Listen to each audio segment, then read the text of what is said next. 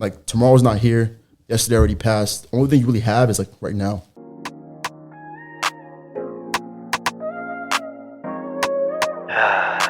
A breath with Brefo.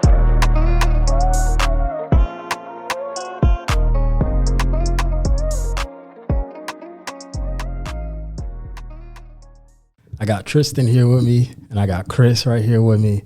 What's going on, guys? Not much, bro. What's going on? How are you guys? Good. How you doing, bro? It's an honor to be on the show. Yes, we talked about it. I'm glad we're finally doing it. So let's start with Chris, man. Chris, how's it going? What's new? Well, man, everything good, you know. Kind of just been to myself a little bit. Right. I've been telling you before, too, like I was studying a little bit for my exam. And kind of just been, you know, honed in. Yeah. You know what I'm saying? Just trying to perfect myself in the ways that I can, but, you know. Yeah. That's really What exam is it that you're preparing for? the real estate exam. Okay. New Jersey, yeah. New Jersey real estate exam. It's honestly, like, I mean, it's not too hard, but I'm finding that it's a little lengthy. You know what I'm saying? Because the majority of it is, like, laws and regulations. Right. So it's not, like, you're not learning about, you know, how to sell real estate, how to do anything like that, but its majority of it is specifically about laws and regulations, you know what I'm saying? Mm-hmm. But once you step into, like, an office and a brokerage, you start learning how to, like, you know, find listings, do all that type of stuff. All right. So What got into like real estate and stuff? Like, I know it's hot right now, but like specifically you, like, bro, just the aspect of, like, building wealth. You know what I'm saying? Like, majority of our world's millionaires are so because of owning real estate. You know what I'm saying? So I definitely want to, like, have that in my arsenal. right. And definitely just giving people that understanding that don't really know about it or don't really understand, like, what it could do for you, your family, those around you. Yeah. Like, that's definitely, like, you know what I'm saying? Now you mentioned something. You said wealth. You didn't say like to be rich. Yeah. So what's the difference between the two? Honestly, wealth is generational. You could be rich, but, like, that shit, it can go. You know what I'm saying? But wealth will last for generations to come. Yeah, You know what yeah. I'm saying? It's bigger than yourself. Yeah. That's what it is. You like it so far, man, though? Nah, yeah, I do. Honestly, it's something that I've always envisioned for myself. You know what I'm saying? Like, I always had that strong vision of, like, I want to own property. Right. I want to have cash flow. I want to have equity. You know what I'm saying? So that's definitely something that I, like, it's needed. You know what I'm saying? Yeah. It was always, like, I've always had, like, these deep, like, visions of, like, being wealthy and, like, not just like like I said, like, being rich, like, having money, but having that equity. You know what I'm saying? Having that capability of, like, not having to work. You know what I'm saying? The freedom that comes along with that. That's true. Of course it's work, you know what I'm saying? But you still, you know, you're freeing yourself in a different way. So it's like, You become your own boss at that point. exactly. Right. Look at that. Tristan, look. Tristan, like, yeah. You're like, yep. Dang. What's going on with you, man? How you been, bro? You hit the nail on the head with that. Yeah, right. Me, life's been pretty crazy lately. So recently I resigned from my job. Well, not recently, maybe about 6 months ago. But for me, I resigned from my job and I started working with my family. So I work for the family business now.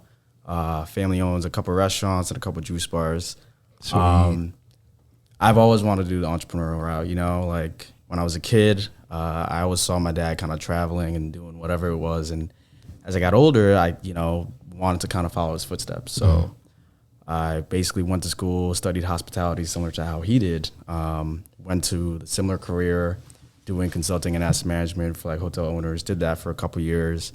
But throughout COVID, I think we all learned a little bit about ourselves and about people around us, you know? So I kind of realized, like, family is what's most important. And, you know, like, similar to Chris, I always wanted to kind of build generational wealth, and my dad did too. So he kind of, like, got an entrepreneurial opportunity 3 years ago.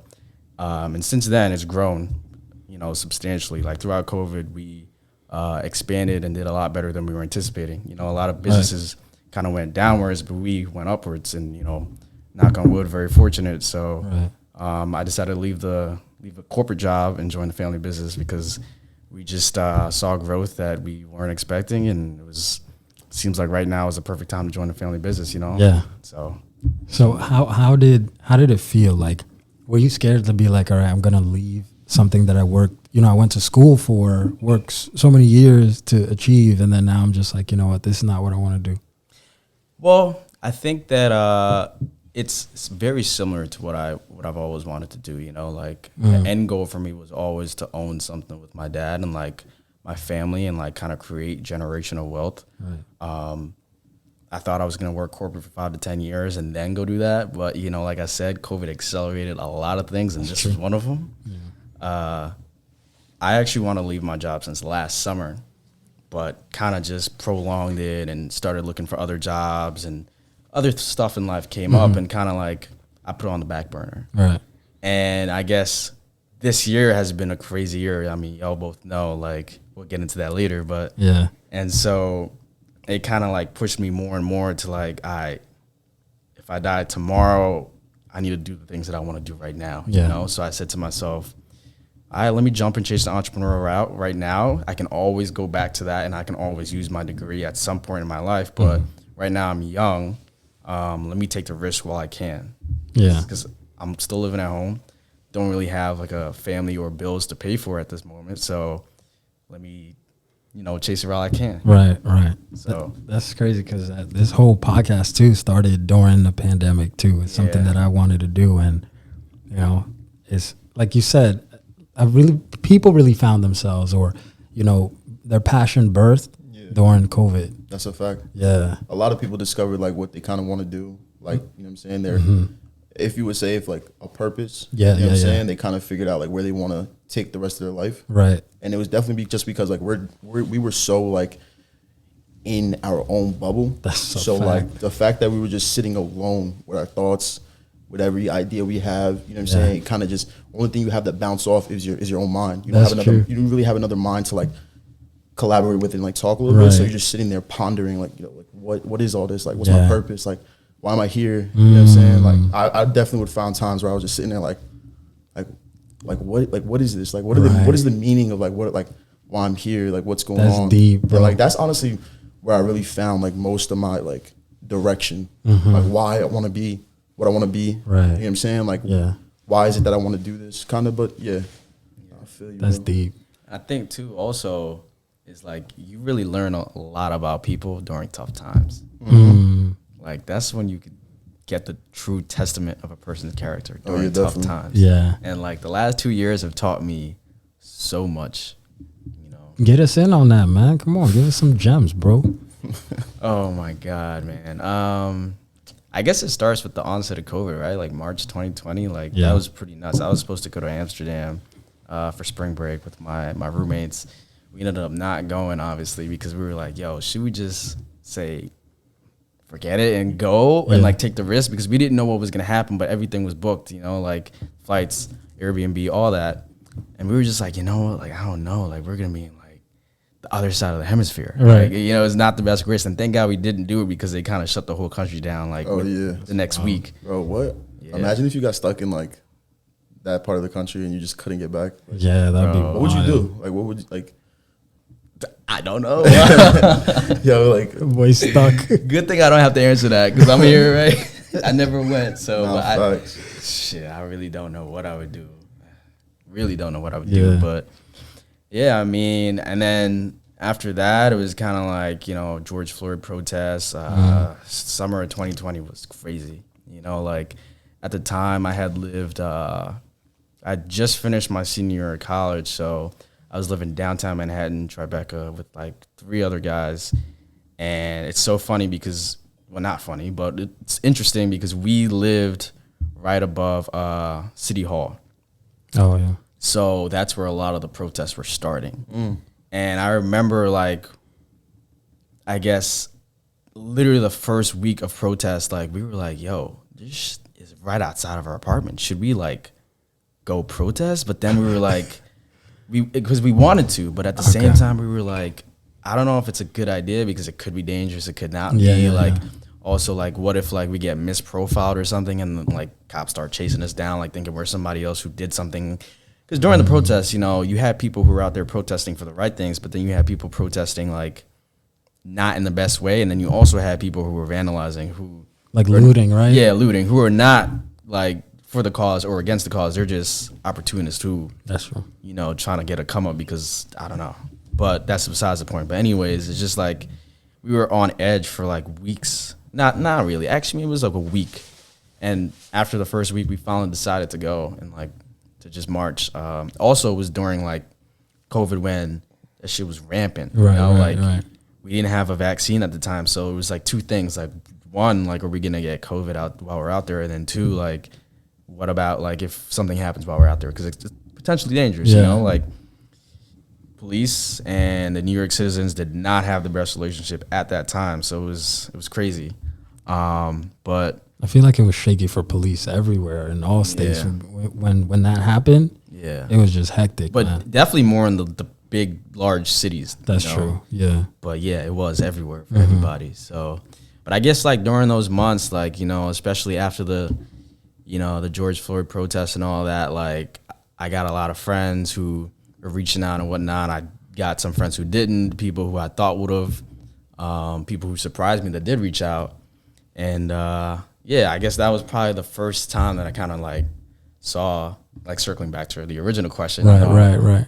You know, but yeah, that was the first time I kind of saw like during tough times, like, wow, like who's really down for you? Like, because even just to check in and be like, yo, you know, I see what's going on in the news. Like, I just want to know are you okay? Like, like even just that was just like, oh, wow, like this person actually is like, thinking about me. Yeah. So, and then some people who I thought would have didn't. So it was very interesting. But that was my apologies. I don't know if I did, man. I feel like me so crazy. Yeah. So yeah, that was probably the first distinctive memory I would say of like the last 2 years where tough times started, and then you could kind of see throughout the last 2 years, like, all right, how have things changed? How have people been, you know, like relationships and stuff like that. Like, I'm a huge relationship kind of person. Like, I very like love indulging in conversation with old friends or new friends and like catching up and seeing like how people are doing and all that kind of stuff. So that to me like meant a lot, you know? Yeah. And you feel like you wear your heart on your sleeve? Yeah. That's a good thing, man. You say so it gets me hurt sometimes though, I'm not gonna lie. Yeah, man. I know. Hey, me too, man. I wear my heart on my sleeve, man. I feel like there's nothing wrong with that. Yeah, no, not at all. I feel like in everything that has to do with love, in whether it's like friendship or relational, like you're gonna get hurt. Yeah. I feel like people don't talk about that sometimes. Like love hurts, man. It does. You just have to. The thing about love, it doesn't give up. You just gotta endure, bro. And you know. And I think it builds great learning experiences. That's true. Regardless. Yeah. Man. I wanna talk about, you mentioned COVID, bro, and how it was like at that point it was crazy. Like, and we were talking about some deep stuff, and I do want to talk about more of that. Like, do you feel like, because for me, with the whole vaccine stuff and everything, watch YouTube like flag me for this because I'm talking about You talking about COVID? Oh shit! You know, I just realized we should have used like a code name for it instead, because you know on Instagram, like it picks up on it. If you put COVID like in the, like you type COVID in like the word, like it's that little, like it'll put like a little insert at the bottom, like an excerpt, at the bottom of the screen saying like, oh, this has been flagged for misinformation or whatever. We should have used the keyword. Nah, we're gonna use a keyword right now, man, because it's gonna be called CV. CV. But or vid. Yeah, vid. Nah, definitely vid. They know what I'm talking about. Devoc. Hey, yo, what? That sounds crazy. Nah, let's not use that one. What's the one you was Vid. Yeah. When that happened, man, with the whole, I don't even want to say vaccine, bro. I feel like these people know. They listening. If your iPhone could pick up on certain stuff, man, that you could imagine, even if you say anything. It's so crazy, bro. They'll flag you for misinformation. Oh, he's saying not to get the vaccine. You know, listen, man, I ain't even gonna get into that. It get crazy. Yo, the last 2 years have been crazy. Right, the 2020s have been crazy. Wild from the last 2 years. Like, it's been crazy. I feel like I'm living life on fast forward. Bro. You got it, man. How do you feel about it? Honestly, Not even just the vid, just everything, bro. everything's been going on. Yeah, everything's been going on, bro. It's pretty crazy, honestly. Well, me personally, I'm not vaccinated. You vaccinated? I feel like if I say my answer, You violating codes? Like, you got back? You're I am, I'm fully vaxxed, boosted, and all that. Yeah, I still got COVID. that boy said he twice. boosted Yeah. everything. honestly, that's really the reason why I didn't get it, because, like, what's the point of getting the vaccine if you're still going to be able to get it? I know people. I mean, let me not even get into this. 'Cause it gets it's like people have a lot of different views about it, which is respected. You know what I'm saying? Have you Like, had it yet? Yeah, I've had it. Yeah, but honestly, I just personally don't got the vaccine. You know what I'm saying? You're like kind of That's your injecting choice, yourself. bro. Yeah, it is. You know what I I'm mean, it's a saying? Like, I choice. respect It really anybody's is a decision. choice. Like I've had this conversation with so many times during this, but it's like, bro, at the end of the day, you're gonna do it, whatever you want to do. So Right. you know what I'm saying? It's so crazy how they're pressing though, bro. I never seen Yeah, anything like like that. Like but that makes it. That's why it's so like right, I'm like saying it makes you not kind of want to like just yeah, involve because yourself with there's it. something It's that's just it's a little weird. You know, man. it's so funny because at some point during the vaccine rollout, I actually distinctively remember like them talking about in the news saying how, all right, we've gotten to a certain point of our population that has taken the vaccine, but like I think we've maxed out on everyone who's going to take it because they've commercialized it so much that whoever is going to take it has already taken it, and the rest of the population is not going to get it no matter what you say to them. Yeah, You know, like that's so no matter how much more you push, it's not happening. not. Yeah. yeah, it's not. And to nah. be honest, it got to the point where I had already taken it, but like they were still pushing me to take it. And I'm like, yo, y'all are mad annoying. Like, For real. And even the whole thing too, where it's like some companies are pressing people to get it, and if you're not gonna get it, like yeah. that's just like a sort of control almost. Like And you see how many like, nurses just Yeah. they quit because yeah, of that? like, you know, the first responders, like our police officers, firefighters, nurses, like the people who were on the front lines, like on the onset of COVID, taking care of us, were losing their jobs because they didn't want to get a needle in their arm. But like, I mean, it's personal choice at the end of the day. So Yeah, that's what I just thought it was like, wow. It's max, bro. It is. It's so deep. It's hella max. But man, the good in everything, like this whole year, is just one thing that I learned is really gratitude, man. Just being thankful, and having people around you that are, like you said, people that are around you that actually care. Big on relationship too. That's a big thing that happened these past years for me too. Yeah, man, just being thankful about life and even the little things, bro. I lost my dog, man.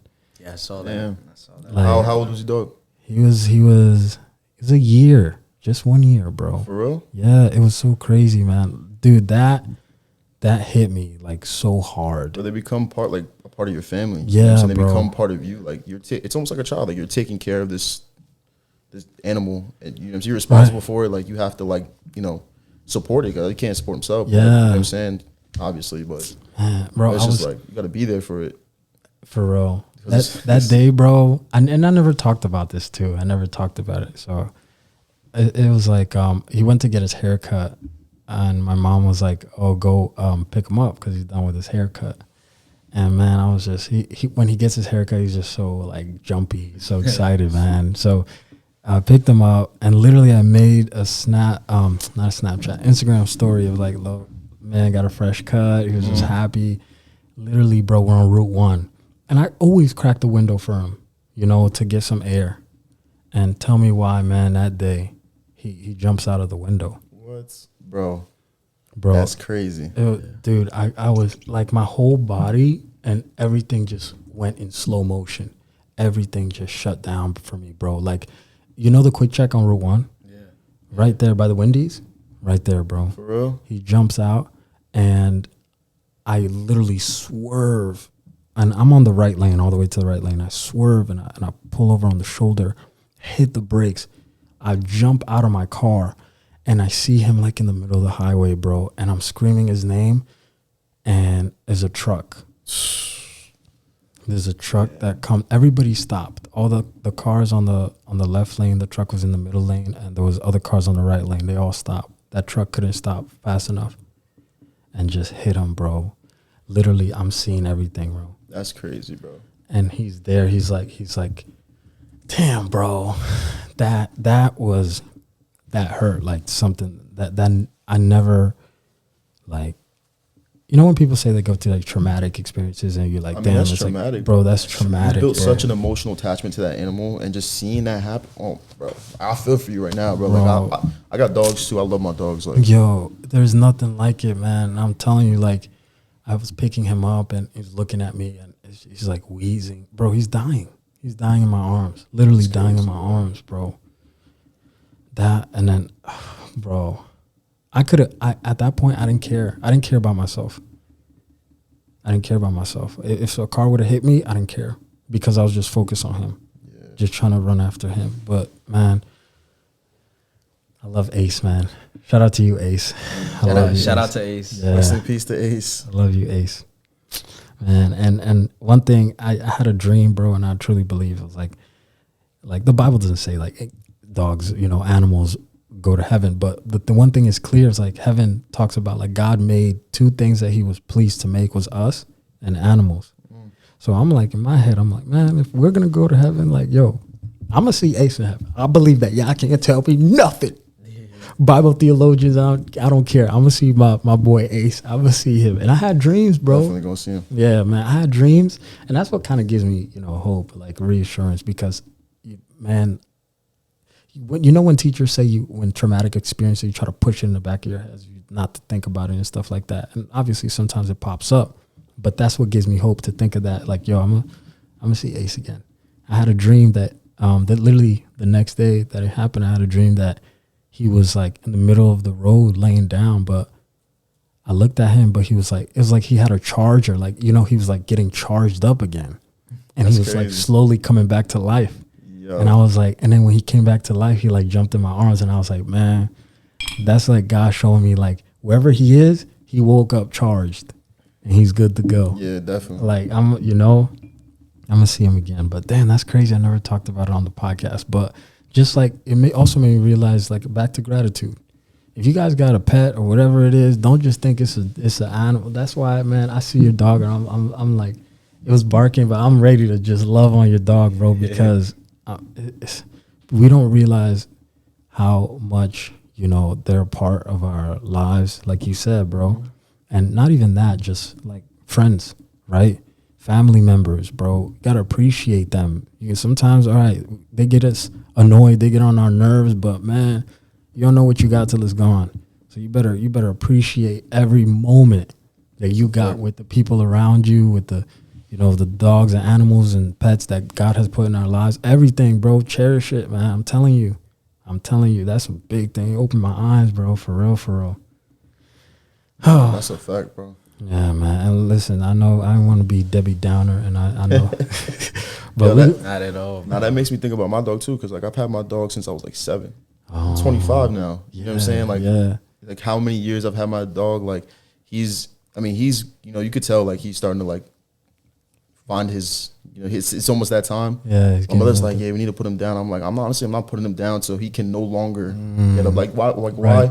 Like if it's someone who's older and like, I'm saying, they're on their last leg, like you would never put them to sleep. Nah, you know what I'm saying? nah. You would never do that. It's like an attachment. So it's like, why would I do that to him? You know what I'm I saying? feel Like you, I'm gonna bro. let him live his life until it's no longer he's no longer able to get up, Right. to use the bathroom, all that stuff. But True. that's literally my dog, bro. I love my dog. That's my dog for real. Yeah. That's my dog. That's my dog. Right. One thing, a lady that was following behind me, she pulled over, and thank God for the people that stopped. And she came over right to me. She said, "I want to tell you something. Look at me dead in my face." And it was hard for me to look, 'cause I'm wailing, bro. I'm like losing and I'm crying. She's like, look at me. It's not your fault. And that has stuck to me. Like that's the first thing she said to me, because I was already blaming myself. I was at the point like, yo, I should have never done that. I should never open it. But you know what's crazy? If the window would have been closed all the way up, right? What says the next day I was in the car with him, I would have not rolled the window. You see what I'm saying? Yeah. Everything happens for a reason. Absolutely. And she was just reassuring me of that, like it's not your fault. And a lot of times when we go through certain things or something happens and we feel like we could have controlled the situation, it's important to remind yourself like, yo, it's not your fault. like everything has its time, right? Everything has its purpose. Like, so whatever it is, however you want to take that, man, just know everything happens for a reason, for real. Nah, that's a big fact, bro. And man, speaking of everything happens for a reason, we're about to talk about you guys and your story. Our little experiences. Yeah, but we're going to talk about that. We're going to take a break. We'll be back. Stay with us.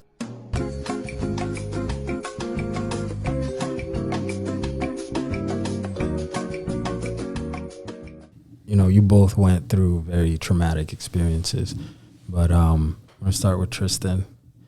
You want to share what happened? I know you never shared this publicly. Yeah, not really. Just close friends and family, of course. But it's been a little while, so I'm definitely open now and like want to share and like, you know, so people are a little bit more aware and, you know, can apply it to their own lives too, you know. Yeah. So I think it's a pretty good learning experience for everybody. So basically it was the night of my friend's birthday, and Tyler Hogan, you all both know him. And so we went out to Asbury Park for his birthday. We stayed at a hotel down there because everybody was going to be drinking, and we didn't want to like take the drive back up. But I kind of played like a DD role that night, so I had like a drink or two. I had like a shot or two, like for actually ringing the birthday itself.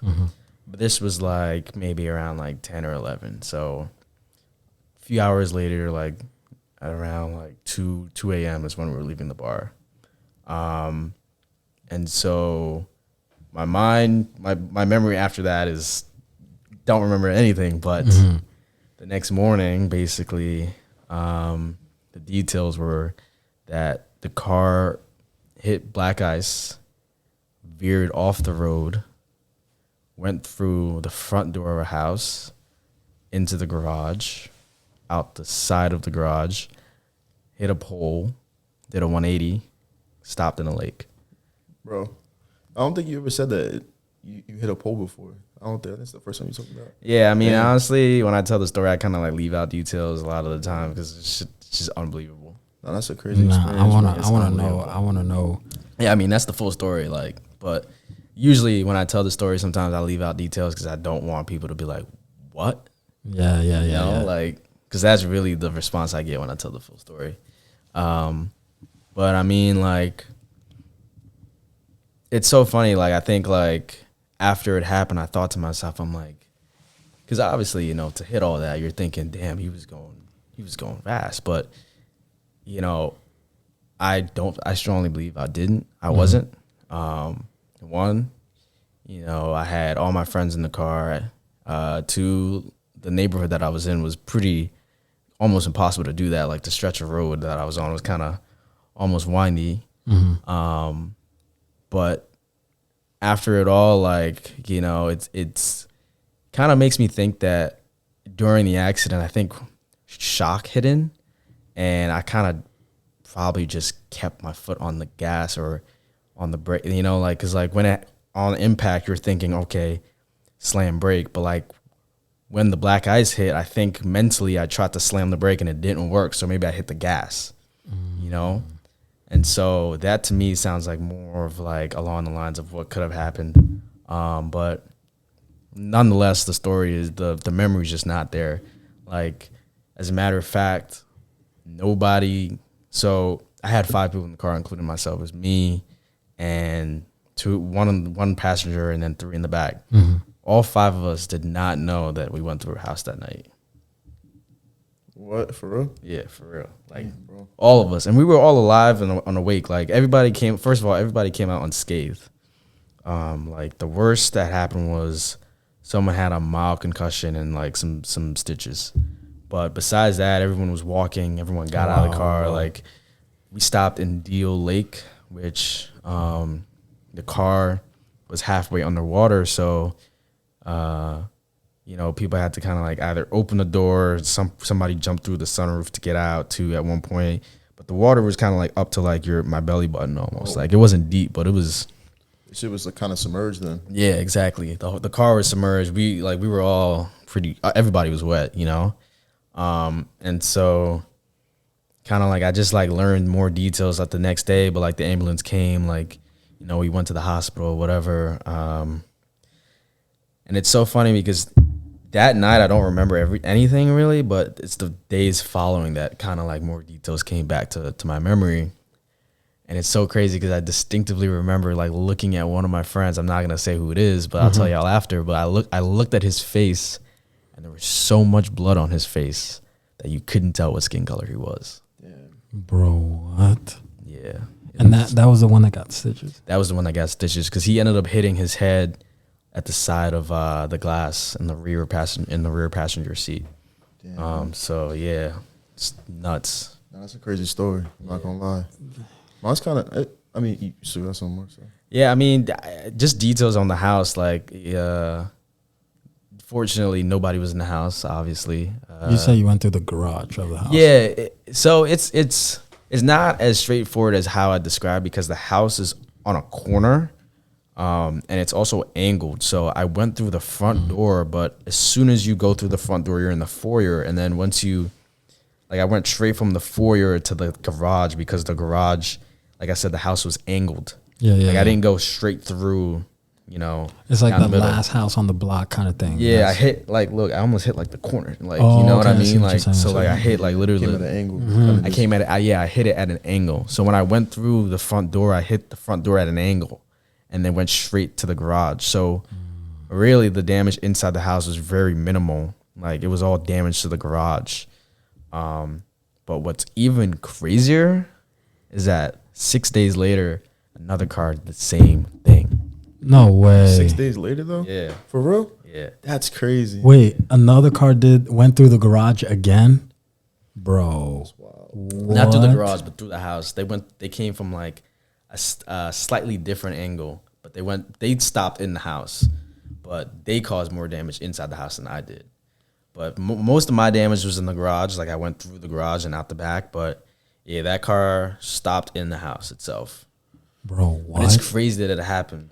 Like 6 days later, it's nuts. Yeah, that's insane. Was there Yeah. anybody that was like living in the house at the time? I know you said No. that it was listed, right? It was Yeah. like, So it was, bro. It was just sold the morning that, like, we crashed into the house at 2 a.m. or 2:15 a.m. Something like that is what the police report says. It was sold like that evening, like the day before. Like this was a Saturday. This was a Saturday morning at 2 a.m. So we went out Friday night. Yeah. It was sold like Friday afternoon.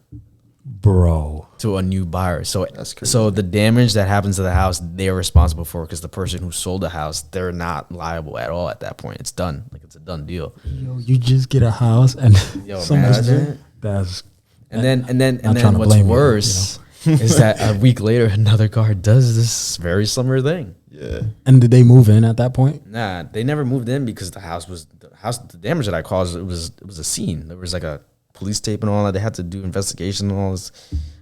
They did like sobriety tests, which I passed them all because, like I said, like I had only drank like a couple shots, but it was such a long time ahead. Like I drank at 10, and this happened at 2 a.m. Right. So by the time they even did the sobriety, I was completely sober, all left my system, all that. They did it on the spot. Well, they did a walking sobriety test. Okay. They didn't have to breathalyze me because they like conducted like the follow the eye, whatever, follow the pen, walking, balancing. They did all that and I passed it. So they were like, like you're fine, you know? Yeah. But yeah, just Bro. That's crazy. How did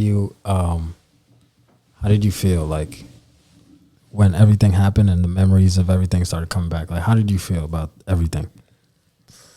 bro, for like a whole 2 weeks, 3 weeks, 4 weeks, 5 weeks, 6 weeks, I just felt like it was a dream. Like even sometimes now, like I have days where like I think like, am I actually here or am I like dreaming this all? Because it's like something like that makes you think like, yo, were we meant to survive that? You know, because it was such a crazy accident. Like, you know, I mentioned that I hit a pole. I hit an electrical pole. Bro. Yeah, I hit an electrical pole, not just any pole. The fact that nobody else was in the house, like the fact that nobody died, because at the end of the day, it would have been vehicular manslaughter if I had, killed somebody. Yeah. just prison time and all that. So it was a lot of things weighing on my head, and and like it kind of goes back to like what you were saying a little earlier about like, it's funny, like when you talked about the lady coming up to you, saying it's not your fault. Mm-hmm. I can't tell you how many times people have tried to tell me that, and it's just like I cry every time, and I'm just like, yo. That's why like when you said those exact words, I like looked away, because I've cried to those words so many times in the past like 6 months, because those words have been said to me, and it's just like I blame myself a lot, but like at the same time I try to like look at the bright side, because like it's like, yeah, like it was a really bad accident, but it was the best worst case. Like, yes, I went through a house, but there was nobody in the house.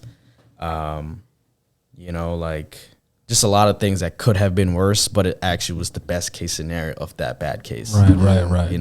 Yeah, I know what you mean. So like there was 5 people in the car, nobody got injured like badly. Just things like that made me just think, what? Yeah. Like, Bro, thank the God you scar good, under though. my eye is the only thing I walked away with. Like, Wow. and then obviously the mental's part of it, but the scar under my eye is the only physical thing. Like, Yeah. so Yeah, definitely. Like when you was God, talking bro. about how like you just didn't even like know if this was real or not, bro. That happened. So I get to my story. So I was driving, and I was going down 130.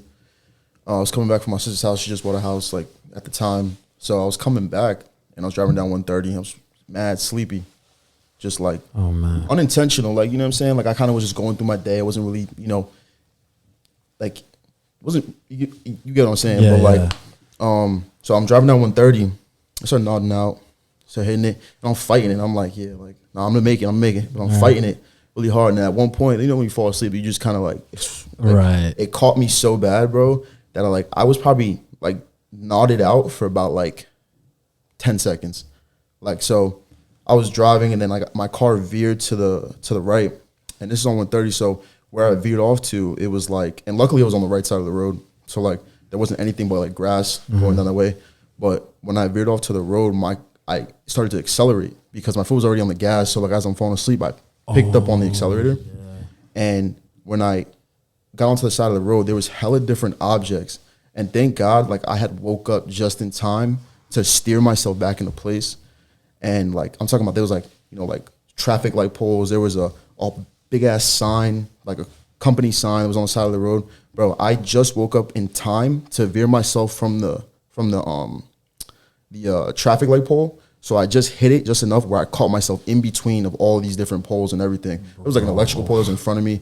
And like, bro, when I said like I felt the same exact way, bro, I was just like, yo, did this really just happen? Like, what's going on? Like, am I here right now? I really feel my body, like my soul left my body in that moment. I did not feel like I was present. Yeah. Like I just felt out, like having a super out of body experience, on shock on like 1,000. Like I didn't even know what was going on.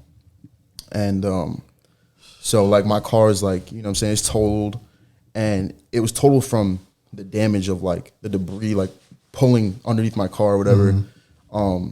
And there was an Army sergeant that saw from across the highway, and at this part, it was on like 130 in Princeton, like on like that corporate side, like you know what I'm talking about, like when you go down 130, it's hella like commercial buildings. Right. Yeah, it was like over there, and it was like an Army sergeant who saw, so he just pulled up and was like, bro, like the way you went off the road, like I honestly thought with everything that was in front of you, I was like, yo, like I didn't think that you were gonna make it in like one piece, like your car. And he was like, bro, like whatever is going on, like you definitely have somebody watching over you, because from what I saw, like you shouldn't be here. Like he was just like, you shouldn't be here.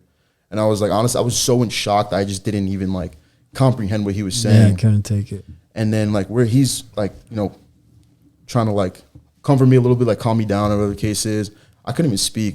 And the South Brunswick police come, because we were like kind of just in South Brunswick. South Brunswick police come, they look at the damage, like the extent of like from where I veered off the road to where I made it. It was at least probably like 40 yards down like the side of the road. So I was gone, and I was accelerating pretty fast too. So I was hitting like some yardage. And the cop came, and he says the same thing. He was like, man, I don't know what's going on, but someone's watching over you. Bro, he said that, I got chills, bro. I almost started crying. Oh man. It just felt like, bro, why? Like, how do you both come to me and say the same exact thing? Like, you know what I'm saying? It just has to be that someone's watching over me. And ever since that moment, bro, I've always been so like present. Because at the time too, I was like focusing on a lot of things. I felt like I was just thinking outward a lot. I was never here. Like, you know what I'm saying? I was never here like in the present moment. I was always thinking outward, like my goals, thinking outward, you know, what I'm doing tomorrow. You know what I'm saying? I was never just in this moment. And I feel like that's really like the meaning. It had so much meaning to me when they said that. I was just like, bro, like tomorrow's not here. Yesterday already passed. The only thing you really have is like right now. That's so you know what I'm saying? So just I like the way you said that, bro. That really hit me. Yeah, bro. Like that gotta be in the 30-second clip at the beginning of this podcast. Like, you know how you have like little clips? Like that gotta be in it. Yeah, man. But like that's honestly like that moment taught me to just always be present in the moment. You know what I'm saying? Because this is the only time we have. Like I just said. But yeah, man. Like that feeling of just that happening, and then like the way I felt afterwards, I was just so like, bro, I was so grateful. Bro, I was so grateful that God gave me a second chance. You know what I'm saying? And like ever since then, I feel like I've just been more focused on like why I'm here. You know what I'm saying? My purpose. And that was like 2020. That was like during COVID. That was like the whole thing that kind of led me into like really feeling like I need to find something in my life. Like I'm like everything happens for a reason. You know what I'm saying? Like God's plan for me is not to just, you know, do nothing here. Like there's a reason why he puts me through everything in life. Every thought that's in my head, like everything that I go through, like, there's a reason for that. You know what I'm saying? Like, and I feel like if I'm just here wasting my purpose, you know what I'm saying, like why am I even still here? You know what I'm saying? Why am I still doing what I'm doing? Like, it's just so deep, bro. It just makes you fucking like, it drives you forward a little bit. Yeah, me personally, it's been driving me forward ever since that day, bro. But it was a crazy experience, bro. Crazy experience. And honestly too, ever since then, I feel like I've been having like connecting moments. Like you ever have like those moments where you're just like, yo, that's why that happened. Like I went through this and like that happened then, but I didn't have the answer for it then, but now I have the answer for it. You know, so I was always questioning certain things, and like now I feel like, yo, I have the answer for it, which led me to feeling more connected and feeling, oh, like that's why all this happened. Like, and that so much clarity comes from that, and it just kind of started like pushing me a lot forward into like, okay, like this is like, you're here for a reason. God has a plan for you. Like, just keep going. You know what I'm saying? Like, don't give up. Just keep going. You know what I'm saying? Just don't stop. But yeah, bro, it's crazy. It's crazy how things happen. Like, it's really crazy.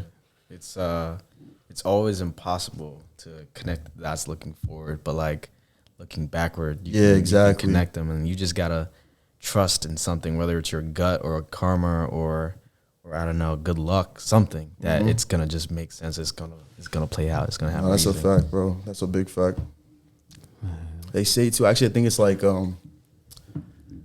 we have like Western civilization, but like Eastern like civilizations back then, the time, they say like your gut is like your second brain. Like obviously we have our brain that's like our first brain, but our gut is like our second one, because you get that intuition, that feeling you get in your gut is like it's a real thing. Right. You know what I'm saying? Like that really happens, or you get that feeling where it's like I feel like this is right. I feel like something's going on. You know, always trust your gut, like they always say. Like like you get like genuinely. Yeah. I be calling that Holy Spirit of God. That's bro. Yeah, it's a fact. Yeah, yo, do you feel like it's crazy because you guys both said something, right? You guys both said like questioning, like, was that supposed to happen? Like, was I supposed to be here? Or you both mentioned that, right? You guys believe in like what happens after death? Like, is there life after death? Yeah, y'all already know how I believe. I just want to get into a deeper conversation about this. You know, how's your view on that? Like, dang, if I leave this earth, like, what happens after? I'll defer to you first. Nah, honestly, I do believe that there's like an external force that is overseeing a lot of things that go on. I do believe in God. You know what I'm saying? I believe that like He is guiding us through everything in life. I do believe that the things we do here is kind of like a test to our judgment then. You know what I'm saying? And I just feel like everything that comes before us is kind of like, it depends what it is, but it's definitely like a test to see, like, you know what I'm saying? Like, are you doing like what I put you here for? The purpose, you know what I'm saying? right? And like He does, like, isn't that like something that He says, like we can go through life, like, you know what I'm saying, but making our own choices. You know what I'm saying? Like God gives us the choice to make our own decisions. Yeah. Right? Free will, yeah. Free will, exactly. Yeah. So, I mean, we just have to have that, like that gut feeling, like the intuition, like this feels right. You know what I'm saying? And that feeling like this feels right, like always follow that, you know what I'm saying? Because like that is a genuine thing. You don't want to just be going off of like what other people think or other people say. I mean, you want to use that as a form of guidance, you know what I'm saying? Definitely if it's like a productive way that can take you forward. Yeah. But like, always feel what's right to you. Like do what feels right to you always, especially because, he places certain things in our mind for a reason. You know what I'm saying? Like everything that we imagine is like something that he's given to us to propel us forward. He didn't give it to, other people. He gave it to you specifically. But why is that? Because he wants you to go ahead and like move on that idea, that imagination you have. You know what I'm saying? So that's a moment too. That's a highlight moment. It's been gems. That is a highlight moment. yeah, bro. Yeah. What you think? Yeah, I mean, I would say I definitely believe in God.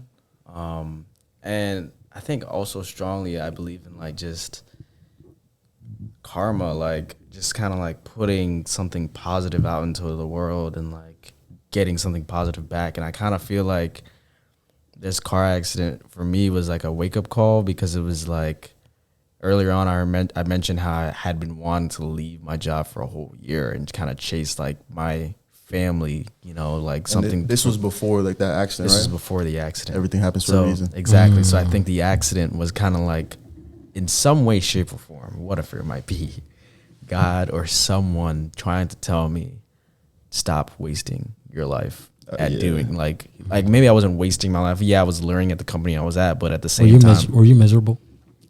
It got to a point where I was at the place that you were at, the workplace. Yeah, but I think it was I was past my learning curve. Like I understood like my job function or whatever, but like I didn't like the way that they were doing things. I thought they could have been doing things more efficiently. I thought they could have been doing things differently, but and like honestly, they just weren't respecting like kind of my new ideas, and so like that's why I was looking for a new job. And I had gotten job offers which were much higher than what I was getting paid for, but I genuinely liked working with that group of people. Maybe not necessarily the people who are higher up in the company, but the people who were like on your team, on my team, but like the people who ran the company, I might not have agreed with them 100%. Hope they never listen to this podcast. But anyways, like I said, like I think the car accident was some way, shape, or form, like just kind of saying like, yo, I put you on this earth for a reason. Like take advantage of what that reason is. Like you need to start doing everything that you were put on this earth to do, because at any moment it can be taken away from you. Absolutely. So, and I think I learned that. So yeah. Man, listen, I wanna also say like, thank you for sharing that, bro, because I know we all been through traumatic things, and it's not easy to share. And thank you, bro, for sharing that, man. One thing is true is that we could all relate to each other. Yeah. That's one thing that's true, And through that, like you both said, it's something that you learn, and God really opening up your eyes, like in that situation, to take something from it, right? You learn something from it, and you get better, or it's a wake up call, and you go in the direction that you're called to go into, So it's crazy, because nobody should want to experience things like that to have to wake up, but sometimes it's necessary. Yeah, that's a fact. What about you, bro? What you think? Yeah. What's a life altering experience you had that kind of put you in that direction? Oh, it's your podcast, and I'm questioning you a little bit. Yo, this is what I love. I feel like I sometimes I'll be asking through all the questions. I want some questions thrown at me, so that's a good thing. That's a fact. Yeah, that's a fact. Right? Throw some questions at me. Yeah. What you think though? About like what you were like saying to us, like what has been like an altering experience for you, like that kind of like, because you're very like you're on it, like, you know what I'm saying? I'm not gonna say like I'm not as much on it as you are. But I do believe in it. Yeah. You know what I'm saying? As far as I could be way better. On it. Yeah. Nah, but you are, because you live it every day. You know what I'm saying? Which is like respected, bro. Like it takes a lot to be consistent in anything in life. Right. But like, what do you feel like kind of like made you more of that? Like made you more like seeing of all these things, you know what I'm saying? Like opened you up to this, you know what I'm saying? Right. Especially with the whole, like, cause you were asking us like the life altering experiences. Like, let me hear what you guys say, cause You have to check the timer before you like. Yeah, because we we got go. enough time for this. Yeah, we do. I'm gonna let y'all know. I'm gonna answer that question when we come back.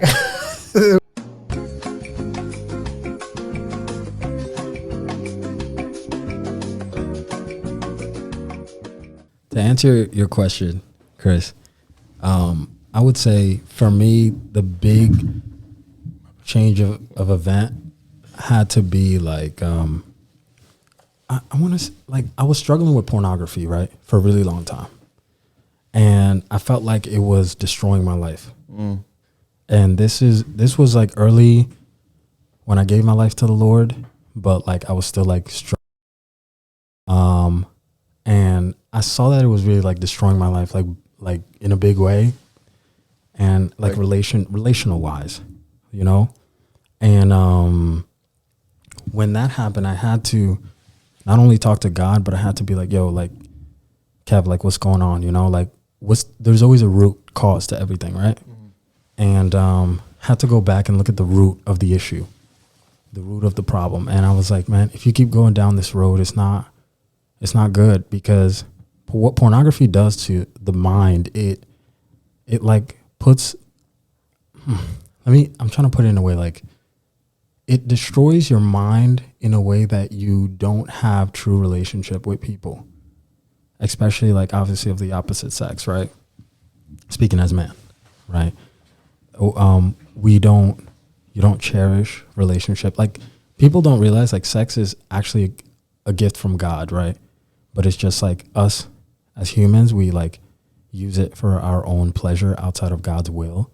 And we use it in very profane ways, right? And we sort of kind of blame certain things like, oh, that woman shouldn't be wearing that dress because she's the reason why I'm like tempted. Nah, she can wear what she wants to wear. Like you just need to have self-control. You see what I'm saying? Like, but the way that we kind of pervert like so sexual things like are perverted in such like evil ways, right? And one of those things is pornography. So I started seeing that in my life, and I was like, you know what, nah. It ain't gonna go like this. And really sitting down and really analyzing things, and God really dealing with me with, you know, not like every other area of my life, lust, you know, not being patient, bunch of stuff, and seeing that I want Kevin to be, I know my potential. I know the gift that God has put on the inside of me. And I know I can't live my potential if there is this thing here, right? And at that time, it was the mountain of lust, right? So that mountain was in my way. And I know like, yo, you cannot advance in life and your purpose and what you want to do if this thing is a hindrance. So having to deal with that and God taking me and stripping me of that and helping me to realize like, yo, this started when you were young, man, you know, being attracted to, you know, seeing that nude women and things like that, and it attracted you and it carried over and all these things and caused you to want to not be in relationships and then have sex with this girl, sleep with that one. And then it's like a repeated cycle, right? And it's just to fulfill my lust, right? Yeah, your own pleasure. Yeah, my own pleasure, right? And you out here breaking hearts because you know how crazy we were, man. And y'all gotta tell me. This is crazy, man, you know, and you're out there, just what you're doing, you know, breaking hearts over and over, and it's a cycle. And, you know, it's down, it's like spiraling down, you know, rabbit hole, and it's not good. So having to come to terms with that, and when God had to help me deal with that, and it was a process, man, it wasn't easy. At times that I would be like, man, like I would go a week, and then I'll be like, all right, I'm not watching pornography and this and that, and then boom, I fall. You know, I'm like, damn, this is so bad. This is never going to end type of thing. But then when you want to really change, and, you know, yes, God will help you, but God will also give you free will, right? You could choose to willingly disobey God. God's not going to come down and force your hand to stop doing what you're doing when it's bad. You know when something is hurting you and something's not good for you. But you also have to have self-discipline to be like, all right, yo, enough is enough, you know, put your foot down, stop that, whatever needs to necessary for you to stop what you're doing so that you can evolve and be a better person, you need to do that, no matter how hard it is. It's like one of those things, like, you don't want to wake up in the morning to do what you need to do, but you know you need to do it. Like, you want to be great in life, right? But you don't have no self-discipline at all. Mm-hmm. Sometimes you're not going to like what you need to do. You're not going to like waking up early in the morning, but you know you have to wake up early in the morning. It's necessary for you to do that to achieve your goal. So it's kind of like that. And when I really, when that really got out of my life, that was when I really began to really tap into my potential, and to really, my relationship with God got better. My relationship with people got better. Even myself, really loving myself and knowing who I was. And all of this, like consistency and the things that I love, the passion and stuff like that, So I feel like struggling to that was what was my turning point, because I really saw like, yo, this is not going to go good if this doesn't stop, So for me, that was really like, I would, not really a wake up call, because that thing was necessary to go for a minute. So, but I just thank God where I'm at now, and for anybody that's struggling with anything, might not be drugs or pornography or whatever it is. It might be something minuscule. I don't know, eating too many Oreos. I don't know, something random. People struggle with things that you will never imagine, right? Yeah. But if you want to, God will help you, yes, but you also need to put your foot down. You have to. Sometimes we kind of leave it all to God, like, all right, like, Lord, like, do it. Like, God gave you all the tools to make a sandwich. He's not going to come down and make the sandwich for you. Get up and make the sandwich yourself. He gave you everything you need. You got to put in the work. You got to put it, exactly. So you could get over it. It's not something that, whatever you're struggling with, it's not something that can, it's so overwhelming, it's going to overtake you. Nah, you're stronger than you think, Bro, even too, like it could be, it's going to be hard, like, definitely. Mm-hmm. But I think if you try to find that place where you can, like, slow down, more and more and more, like, you try to be, like, you set goals of how long you could be consistent. That's good too. Like, yeah. I haven't done it in 6 months. All right, bet. I broke my consistency. But let's try to get back up and do another 6 months. You know what I'm saying? You went 12 months with doing it only one time. It's you're practicing the muscle of being consistent. That's true, yeah. You know what I'm saying? Which is also, like, kind of a way for you to break that habit. You know what I'm saying? Yeah. But test yourself. Like, you got to look at it in the light, like, you know what I'm saying? Like, I'm going to just see how far, you know what I'm saying, I can go with being as consistent with this thing as possible. Right. And always have that, because at the end of the day, if you was doing it every day, you stopped, and now you went 6 months not doing it, only did it once, but then you went another 6 months not doing it. You know how much gradual growth that was from that time? Like, that's tremendous in your own right. Other people may look at it like, oh, you still doing, but still, bro, I put in that work, and I know I wasn't doing it for this time, and it's still like you're working your way to being truly consistent. You know what I'm saying? And it's a muscle, you gotta work it. That's true.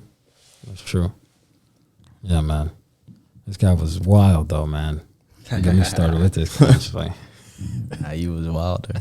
This guy, the old Kevin, he's dead and gone, man. That Kevin's dead and gone. Shit, can't believe it. It's funny that we're on this topic about discipline. I'm supposed to be starting 75 hard real soon. I did that. I wasn't like all the way with it, but I was trying to get through it. Yeah, I heard of that. You want to go in depth about that for the people that don't know what that is? Yeah, I mean, basically, it's just like a program. Like, you can sign up for it online, or you could just do it your own self. Like, with a notebook, you really don't have to, like, log in and whatever. But essentially, it's 75 days straight, and it's really just about building mental toughness. And I guess, like, once you get to the end of it, like, you really build your confidence, and you really can see for yourself, like, damn, I did that, like, because you can really unlock. And then once you get to the end, you can unlock your full potential, because, like, you can see, look, I did this, and that. Right. You know what I mean? But so basically, it's 75 days straight, and within those 75 days, you have to practice, like, these certain things every single day. So I believe there's like 4 or 5 things that you're supposed to do every day. But like you know, the best thing about me like not doing it online and me just doing it in my own notebook is I'm gonna tailor it to myself. So for me, there's like 4 or 5 things that I'm gonna do on a daily basis. One, let's work out for 45 minutes once. Because I think the normal one is twice. Yeah, it's one indoor and one outdoor. One indoor and one outdoor. But I'm going to do once a day because I feel like that's more of an attainable thing for me. Like 2 a day, I might not be able to do that. I have a crazy schedule. And then 2, like, I also want to like make sure that I'm doing things that like I know I'm going to do and not set unrealistic goals for myself. Because I feel like that 2 a day might be something that's a little unrealistic for me, you know? There's actually, I didn't mean to cut you off. But nah, you good. There's something like what you're doing. It's specifically something called like finding your flow, right? Where it's like there's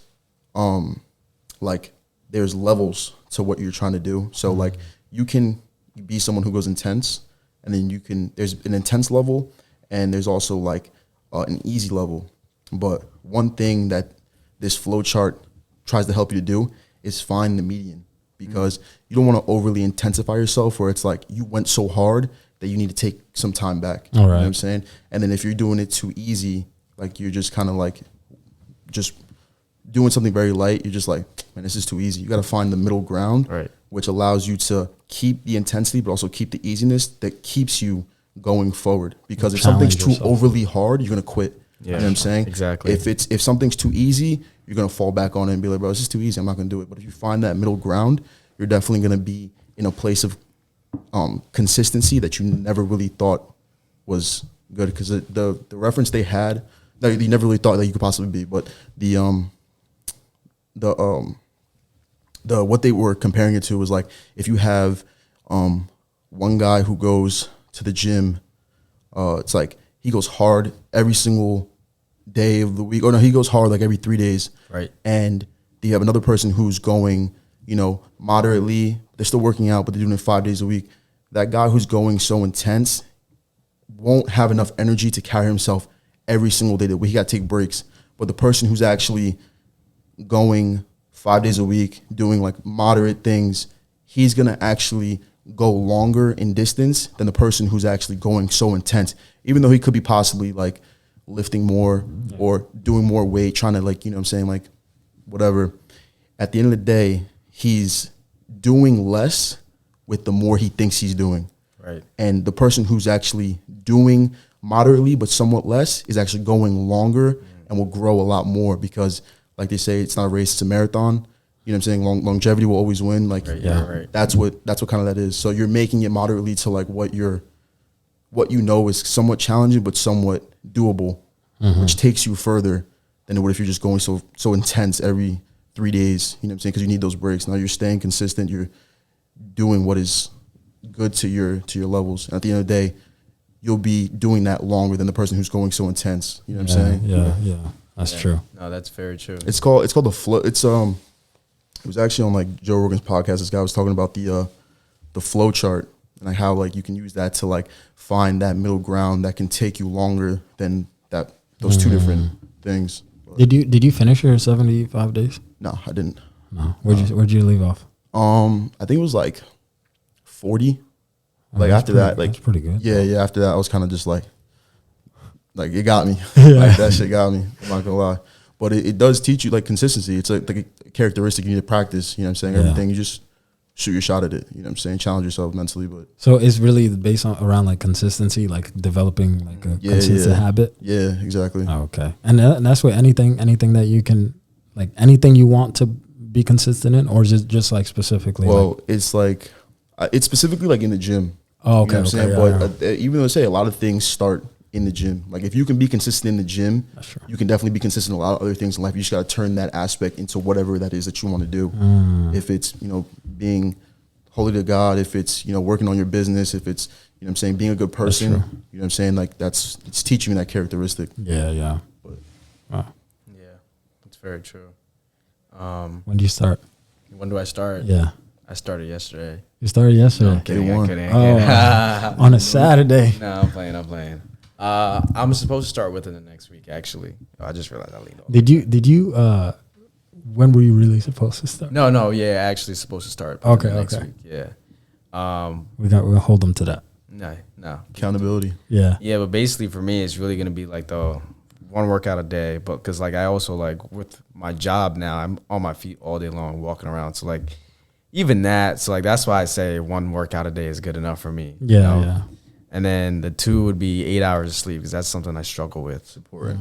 It's very important. That's even important to growth. Yeah, and I've realized that if I get very inconsistent sleeping patterns, like if I sleep like 6 hours, 5 hours for like 3+ days, I'm not the same. I'm not the same. If I sleep for 6 hours, like I need at a minimum 7, hopefully 8. Yeah. You know, but if I get 5 or 6 on like 3 nights, I am that 4th day. It's like I might as well not even be like I gotta go back to bed. It's like I might as well have not even showed up because it's like half a brain up there, you know. Nah, but for real. Anyway, so like the one workout a day, 8 hours of sleep, following a strict nutrition pattern, reading 10 pages a day. That's good. So, yeah. Dang. Do you read? Yeah, I do read. You do? Yeah. You read. Yeah. Yeah, word. What books you been reading? So, do you have anything currently you're reading? No. I started reading this book recently called The Gray Boy, which is actually it's about this like light-skinned black kid. He's like his mom's half white, his dad's his mom's white, his dad's black. So like he like growing up, he's had to try to like balance growing up as like that kid who's like not fully black but not fully white. Yeah. So yeah, I started kind of reading that like not too long ago. Yeah, that's good. Good. Yeah. But yeah, reading is a good skill, bro. I know you read the Bible. Like you've read the Bible like front and back, right? Yeah, I've read it front and back. That's I mean, that alone is super discipline. It's a large book. It's a like very large book. Oh yeah, no, 66 books in one. Oh my God. Yeah. But you know, some are like a page. Like there's like Jude, for example. The book of Jude is like one chapter, I think. But it's like It's a very large book. yeah, and you get to like The font's very small. there's some that have come with large font. Have you ever seen like the original, like The original Bible. like the old ones? I think it's the Old Testament. How large they are and how small the words are. Oh yeah, like that's usually like King James version and stuff like that. Yeah. But man, the Bible is interesting, man. It's really it's God's written word, man, like is to his prophets. And it's crazy because to us, right? And there's some prophets that wrote it and some disciples and stuff like that. But bro, it's awesome because it's stories, right? About people, men of God. Some were not, their stories and things like that. And you have the Psalms, right? We all know Psalms and Proverbs and stuff like that. And that's the poetry book, right? You know, and all those are beautiful stories, bro. So when you read the Bible and you actually read the Bible for yourself, man, it's awesome, bro. It's awesome. It teaches you so many things about life, characteristics, money, all that. You know? That's one thing I've always said. I think like the concepts of the books can like if you're like a non-believer, you know what I'm saying? If you just listen to the concepts and like, you know, just like don't worry about the religion part, you know what I'm saying? That's what I don't understand the concepts. Yeah. You can like change who you are as like a moral person, like morally, and like it can definitely guide you through life, like in which aspect. You know who you remind me of when you say that? You guys ever heard of Jordan Peterson? Jordan Peterson, yeah. Yes, I have, yeah. Yeah, man, bro. When you hear him talking about the Bible and that's one of the most like he's such a knowledgeable man, bro. Yeah. He's such a knowledgeable man. Even the wisdom that's in that book. Like if you just take that and like use that to like excel yourself up, bro, you're already ahead of a lot. You're into real estate, bro. There's a book. A friend of mine, he's also into real estate, and he was studying a lot about King Solomon, right? Known as the wisest man, right?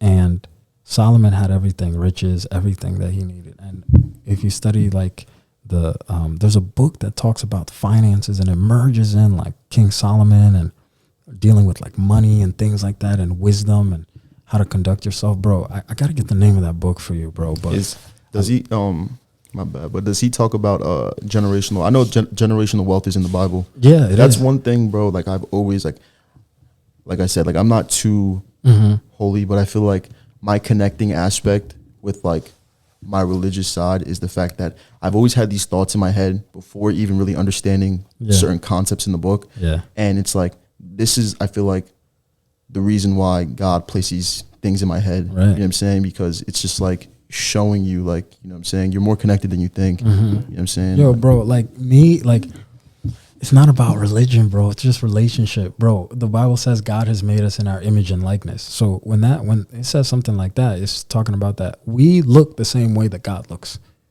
You know, the Bible says there's a part in the Bible that says that if we're made in the image and likeness of God and God dwells on the inside of us, right?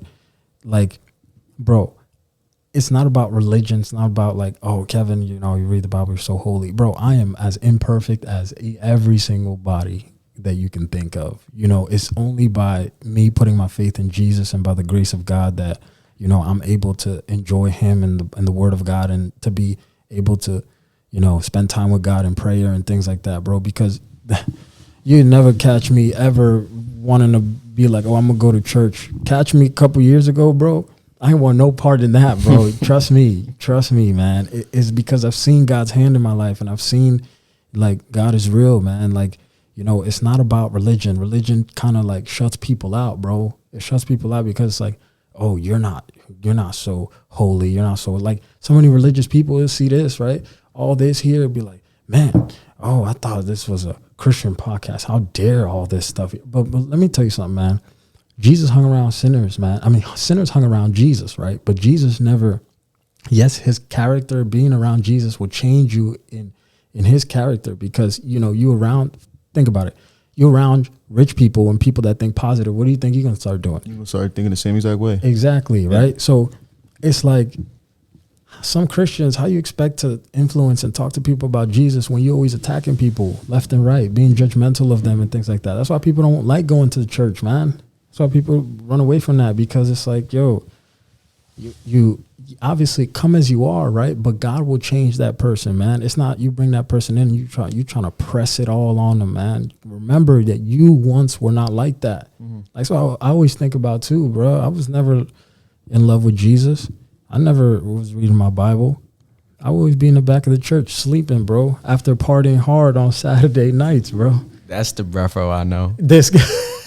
See, that's the old Brefo. Yeah, that's the old Brefo. Yeah. And that's one thing too, you learn a lot from your past experiences. Exactly. And that's where, like, you know what I'm saying, you grow as a person. Right. And if you could have that awareness and see, you know, what you were, but it's not about what you did, it's about what you're doing. Right. You know what I'm saying? And like that's definitely something that like teaches you. Life will always teach you great things as long as you're aware of it. You know what I'm saying? You keep an awareness towards it. Right. And it's about, I always say it, like even in the Christian life, man, it's about progression, not perfection. We're not out here trying to be perfect and I'm better than you and this and that, or man, nah, bro, I'm imperfect, man. Lately I've been slacking. I ain't been reading my Bible. That's genuine, though. You know, that's genuine. And that's just real. I don't want to be somebody that's faking, being like, oh yeah, I'm this holy person, or I'm like this. Nah, man, I'm not. I get it wrong, man. I get it wrong all the time. Trust me. It's just a matter that God is there and God loves me just like he loves both of you guys equally as much as he loves somebody who's reading the Bible every day. He loves you because he created you guys in his image and likeness. It's God that created you. So it ain't nothing else, man. Like I could go all day about this, bro, but you know, that's just the reality of it, man. Yeah, I like that. Progression, not perfection. That's it, bro. Yeah, that's it. That's a good saying right there. Yeah. I'm gonna use that. I might get that tatted on me. That's a good tat to have, bro. You know, it's funny actually because that is that kind of ties into my 75 hard because my 75 hard is not gonna be like super strict. Okay. Like I gotta do these things every single day. Like I bought like a tiny notebook that's literally smaller than like the size of like my fist here. Oh wow. And that boy bought a Post-it note. Yeah, basically at Target for $5. They got me.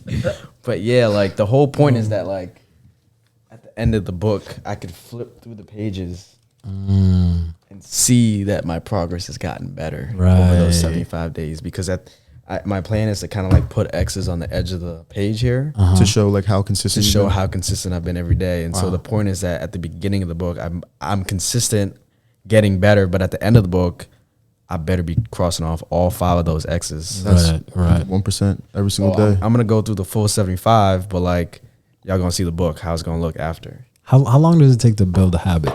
They say what, 21 days? Yeah, 21. 21 days, and then it takes 90 days to make it a lifestyle or something like that. Yeah. I think that's what it is. I'm not sure.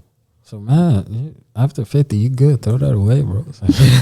21 days to build a habit, 90 days to build a lifestyle. Yeah. I think. I also feel like, man, if there's, always try to think, like we all want a good life, right? We all want a life where like we're building wealth, right? Building wealth or whatever it is, right? A better life.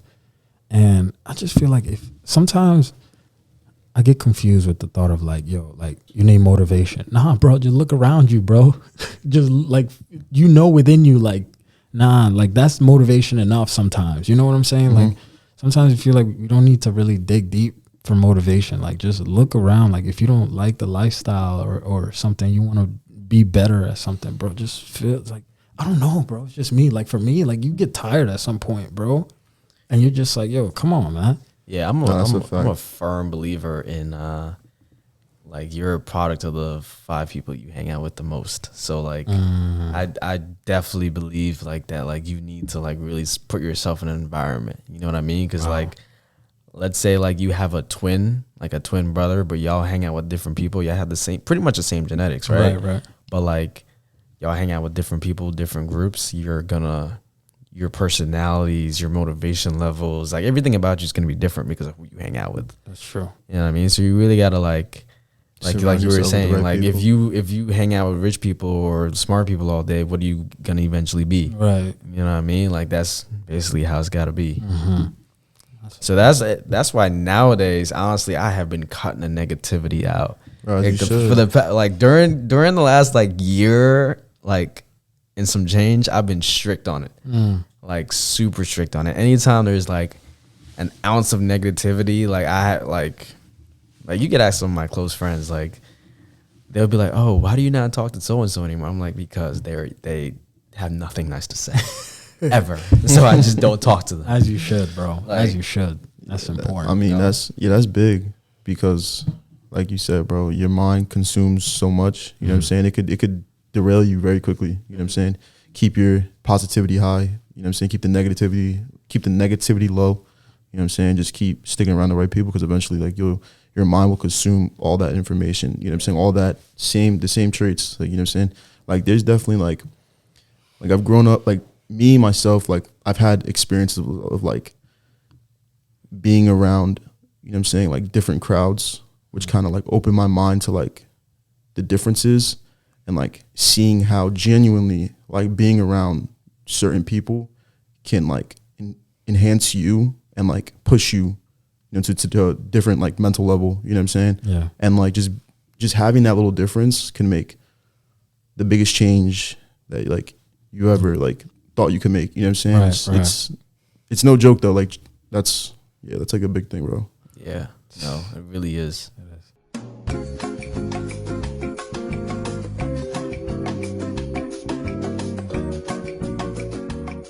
Tris, I ran into your dad the other day, and he was telling me to come by to the restaurant, and it's a family business. I want you to talk more about that because that was really interesting, the conversation that me and him had. Yeah, for sure. So as I mentioned a little earlier, I had like left my corporate job to kind of like go join the family business. And that was pretty much just because, actually, let me take it back a little further. So about 3 years ago in 2019, my uncle had approached my dad and said to him, because he knew my dad was in like the hospitality field. And so he owned a restaurant. He said to him, "Hey, look, do you know anyone that, might want to, take this over or purchase it?" And the thing was, it was a family business. He started it from scratch, my own thing. And so my dad kind of took a look at where he was in his career. and said that, all right, like, you know, maybe this is what I want to do now, you know, like take this. Because at the end of the day, my dad always kind of wanted to build something, you know, generational wealth, something for his kids to like, you know, benefit off and start off on a better leg than he started off on. So that's kind of like where the restaurant, why he got involved with that. And COVID hit.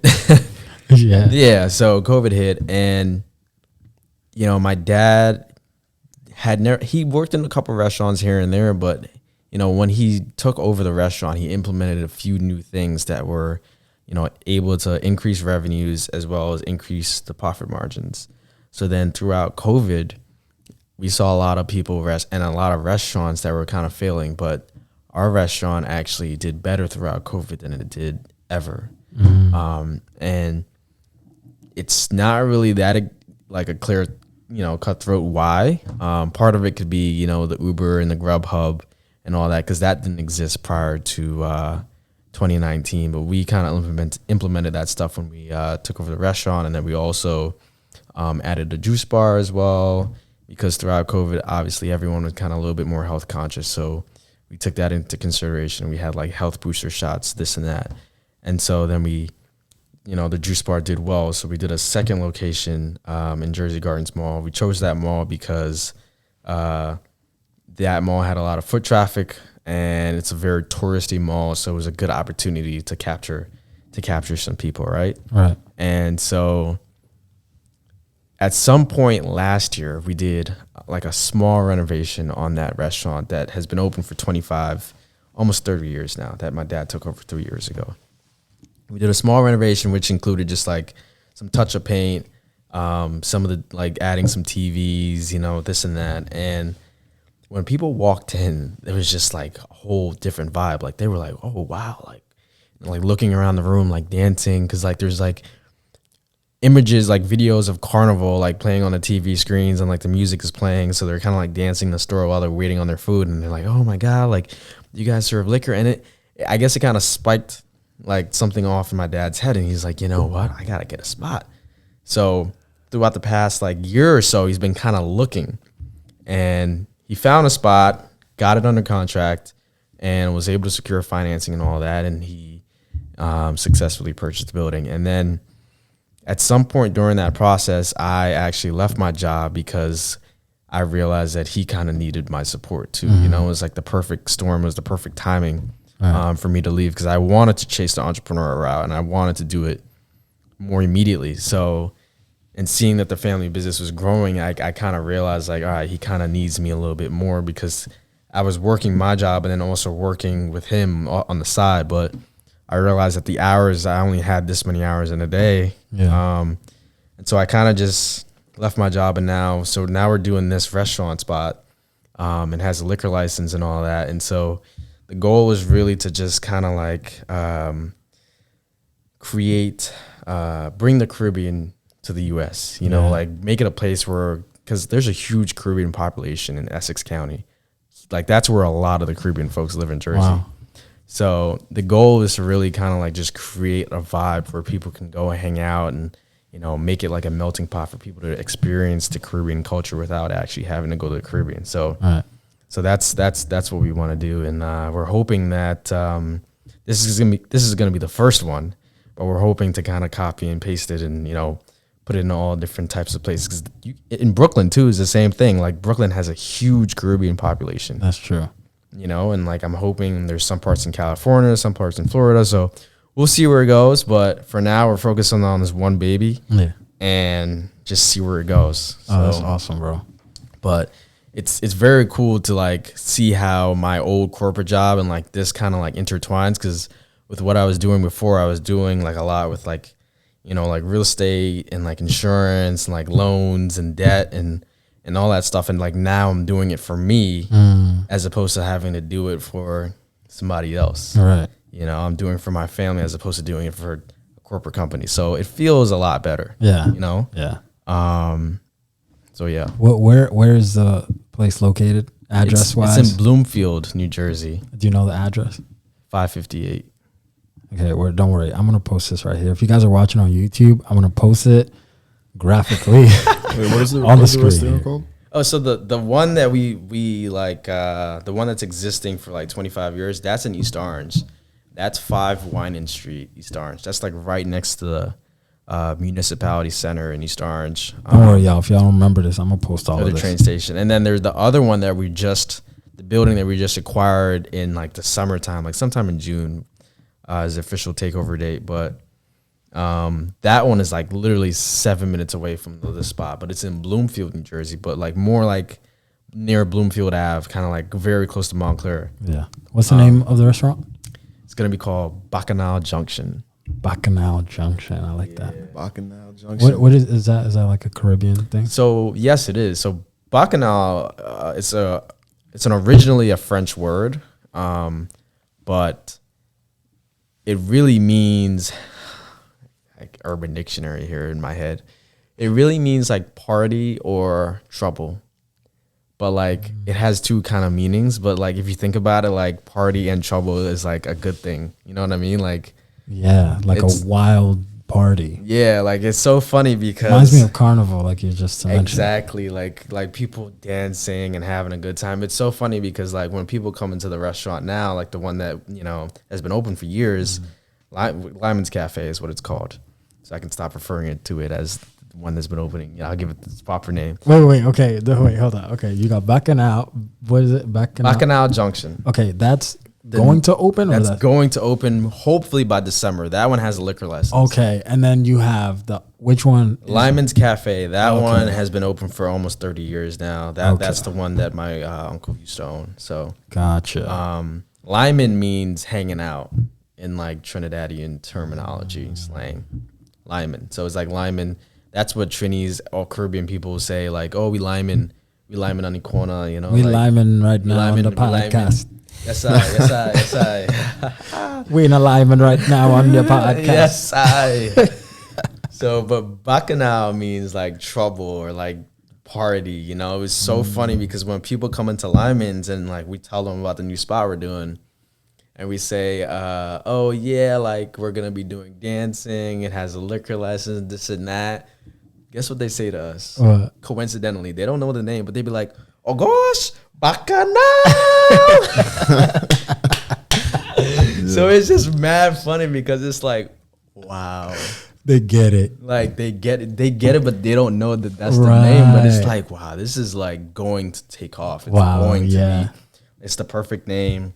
You know, we're pulling some systems into place now to kind of like, you know, make sure that once the time comes and we're open our doors, we can fully execute. So right now we're kind of like doing the whole architectural stuff. Like we submitted a plan to the city already. So like we're doing like the whole permitting process and then gutting, doing renovation, whatever. And right now we're working on like finalizing the menu. Yeah. As well as the drink menu. Okay. And then sometime I would say in October, November, we're probably gonna be doing the staffing and all that kind of stuff. So. Oh, that's sweet. If you're looking for a job, apply today. Bacchanal. Yes. So, you ever had Caribbean food? I mean, I'm Puerto Rican, so right. Is that considered Caribbean? Bro, I'm African, and I feel like we're Caribbean neighbors with Caribbeans. Yo, and wait, like I never had. Actually, do you? So there's one country that's like kind of like a Caribbean country, but like it's not actually physically in the Caribbean. Can you guess what it is? Angola. No. Wait. West Indies? No, it's in. Is it? Yeah. Yeah, it is. But like, it's so funny because for most of my life, I didn't know that it wasn't in the Caribbean. But like people from there, as a matter of fact, as Trinidadians, the country that's most similar to us is this country that I'm referring to, and they're technically not in the Caribbean. I didn't know that until. So, where are they though? Give us a hint. They look very Indian. I'll give you that hint. Ooh. I'm about to wait. What does it start with? G. Oh, Gabon. Nah, it's Ghana. No, not Ghana. It is Ghana. Yeah, no. It sounds like you Guyanese. Guyanese. I'm about to say, Guyanese. What is the? I mean, they're in South America. Is that the name like of the country? It's Guyanese. I thought you just specifically it's called Guyana. Guyana. People That's are Guyanese. Okay. Yeah. But it's so funny because it's like it's just below Trinidad, but it's on South America. But in my head, I always thought it was part of the Caribbean, like a Caribbean island. That's wild. But it's not. It's South America. Yeah, that's crazy. I didn't know that. Yeah. So much information out there. Yeah. You don't know. Yeah, and I think this is kind of like why I feel like I'm loving this, because I'm learning more about my culture too. Because like You're Trini, right? Yeah, but I left Trinidad when I was 2. Oh, you was born there? Yeah, I was born there. Nice. Native. That's right. You see. Yeah, Naturalized Kinda citizen rude of boy. the U.S. How that rude. Yeah, rude boy. Rude boy. But yeah, like it's so funny because now that I'm back there, like in the heart of like the Caribbean culture, I get teased a lot. Because Do you speak the language? like it's English, but it's broken English. Right. But like I speak it with my family. It's so funny because like sometimes like my friends that are in the house, they'll like see me talking to them, and then I'll turn around and talk to my parents and be like, "What did you just say?" What? Yeah, it's like I what feel that. yeah. What was that? I feel that. Yeah. So Nah, honestly, like, I mean, I don't know any bit of Spanish, bro, and I'm Puerto Rican. oh my god. I'm one of those. Oh I no. think it's the majority of Puerto Ricans really don't know Spanish. I think it's just Puerto Ricans specifically. Yeah. Nah, you might be right. I mean, I do know a lot of Puerto Ricans that do know Spanish, but I know way more that don't know Spanish. That's true. Facts. That's true. You get That's cracked on a facts. lot for that, but it is what it is. Yeah. My girlfriend might get mad at me for saying this, but she's a Puerto Rican that barely knows Spanish. Facts. It's all good. There's a It's all bunch. There's a good. bunch. There's a bunch. I'm one of them. I can contest. Yeah. I speak. I'm African, baby, from the roots, baby. You know, On the roots. keep it going. Ivory Coast, baby. Speak French, But fully like- French, baby. Do y'all also get teased by like people of your culture too? Because like for me, Oh, I'm like they're like, oh, you're a fake Trini. Like Bro. I'm like, whoa, Ain't nothing fake damn, about this. Like, I'm whoa. whole. Like, one day, my uncle, right? My uncle came to the house, and he's a politician back home in Ivory Coast. He deals with like the government stuff, bro. I was talking to him in French, and he started laughing. He just started busting out laughing, and he looked at my mom, and he was like, "Le petit là, il a oublié français," and he was basically saying like, this little man forgot all about French, right? He forgot how to speak it. And I was looking, I was like, what do you mean? And bro, literally, I was bringing, because you know how like in like native languages, like for example, in Spanish, like some words are reversed. Yeah. Like you have to put like the word before, like, I don't know, like it's Yeah, reversed. no. Yeah, I know what you're saying. Because Spanish, I know some Spanish from high school and like college, and I know some of it. I've realized like some words are backwards. Yeah, so in the same way, it's like that with French, right? And I didn't know that I was trying to piece like the way English words are, but put it in a French sentence. Yeah. So And- you're saying it backwards. Right, and he was roasting me. He started baking me, bro. He was like cooking. I was like, dang, yo, if I go back home, man, like I would get cloud that, man. They started laughing at me. I'm like, but I still got it, but not like crisp, like how he was coming. He was coming different, So I get you, bro. I be getting clowned at too. It's okay. But I was born from the soil over there, right up the roots. You can't take that from me. Cloud me all day. Right. Cloud me all day. Okay, catch me outside in the corridor though. How does it feel though? I'll show you a little show. Wait, you was born there too? Yeah, born in Ivory Coast. Born here from your country? Yeah, moved here when I was 5. Yeah. How does it feel though? Like sometimes like to catch people off guard, because like you don't look like you could speak French. Right. You know what I'm saying? But like Right. Ivory Coast, like that's like they speak French. That's but, it. like, And it's not broken French. It's fluent French. Like it's 100%. I go to France and speak with them. You know what I'm saying? So like, you ever been caught in the elevator one time with somebody and they talking shit and you just like don't Oh, know what they saying? Like dude. you ever been in a situation like that? okay, so funny story. I was at Red Lobster and I was with a group of friends, and the people next to us, it was like two dudes, and they were speaking in French, right? And they were talking about how like one of our friends that was sitting closer to them was like really close, and they were talking about that, right? And they didn't know I knew, and suddenly I just started busting out French, just started talking in French, and they were like, "Oh." They That's were taken awkward. back. Yeah.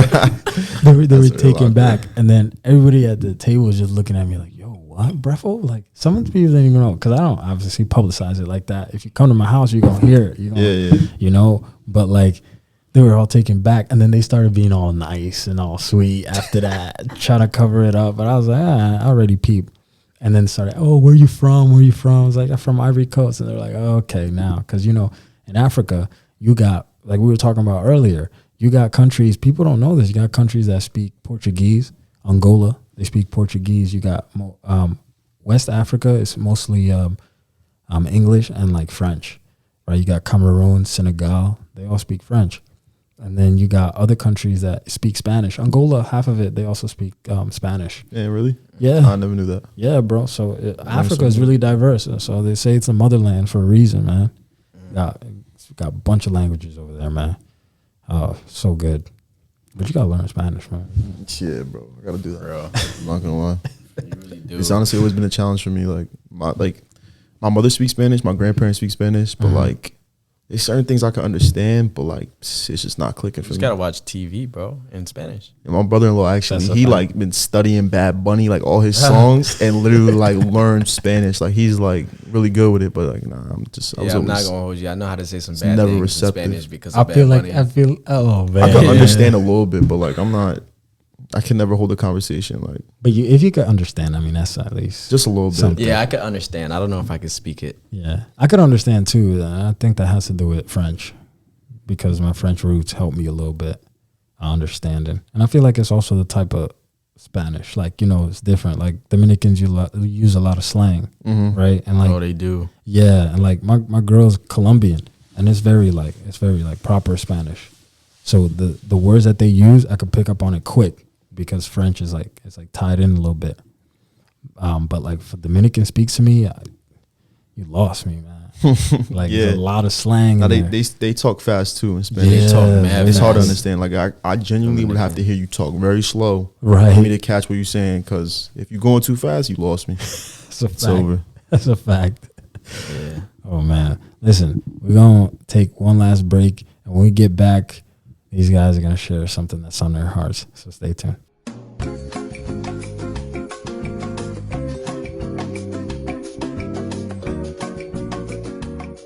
With everything that we talked about on this podcast, is there anything that's on your hearts? We'll start with Tristan. Anything that you want to say to anybody that's listening to this podcast today?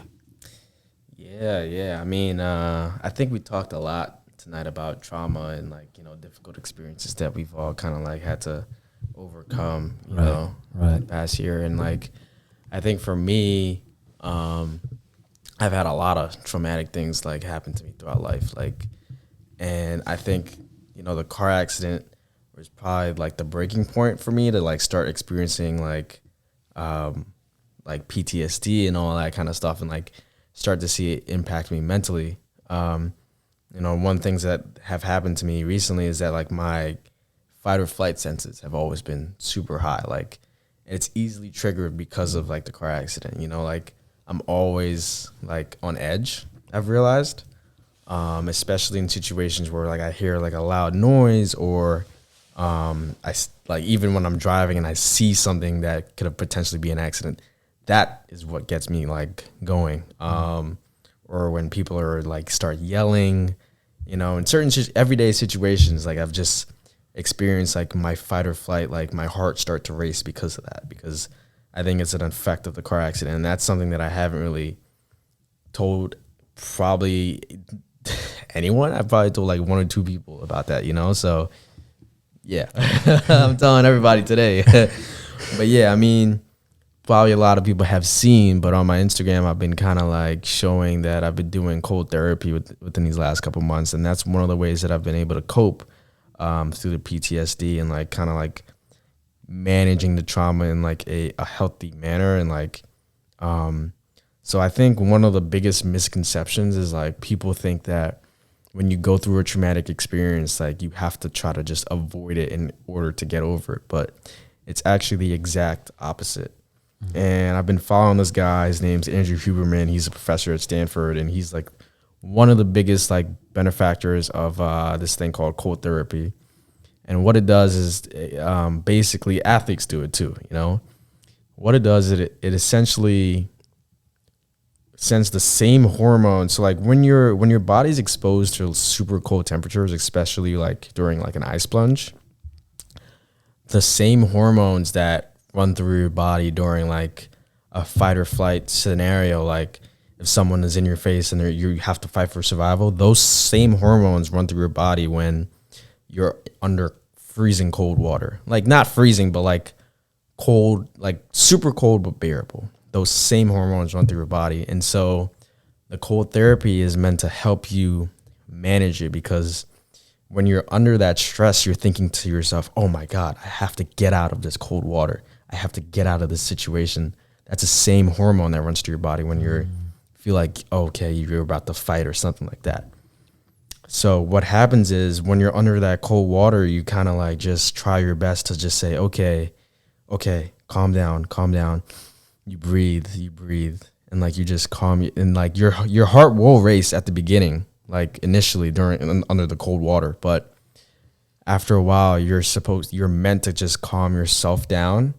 And in doing so, you learn how to healthy like manage that stress, that trigger response that your body naturally produces like under a fight or flight stimulus. Yeah. So yeah, like that's the one thing I could take and like share with others, because like it has worked for me. It's helped me kind of like manage my trauma experiences in a better manner. Yeah. So thank you, bro. Thanks for that. Chris, anything you want to leave anybody listening to this podcast with? I mean, whatever you're doing in life, just like never give up. Whatever it is that you're doing, whatever it is that you're chasing, never give in, never give up. I'm saying keep pushing forward. Life's gonna test you, but just whatever it's testing you with, just know, you know what I'm saying, you can get knocked down 10 times, but as long as you get up that 11th and you keep fighting, you know what I'm saying, just keep going. You know what I'm saying? Just keep giving it your all. You know what I'm saying? That's all you got. All you got is this moment. You know, give 110% every single day. Everything that you're doing. You know what I'm saying? But just never give up, yo. Just keep going. That's really it. Man. yeah, I think that's good, because it's like I feel like I've realized that throughout all our stories throughout this evening, it's like some stuff has happened to us, but it's not about what happened to us. It's about how we react to it, you know? Yeah. So. Yeah, I agree. Oh, thank you guys, man. Thank you guys for tuning into the podcast. See you guys next time. Thank you so much for listening to the podcast. If you enjoyed that episode, make sure you subscribe for future episodes, and feel free to rate and review. For more information and ways to support, check out our website at abreathwithbrefo.com.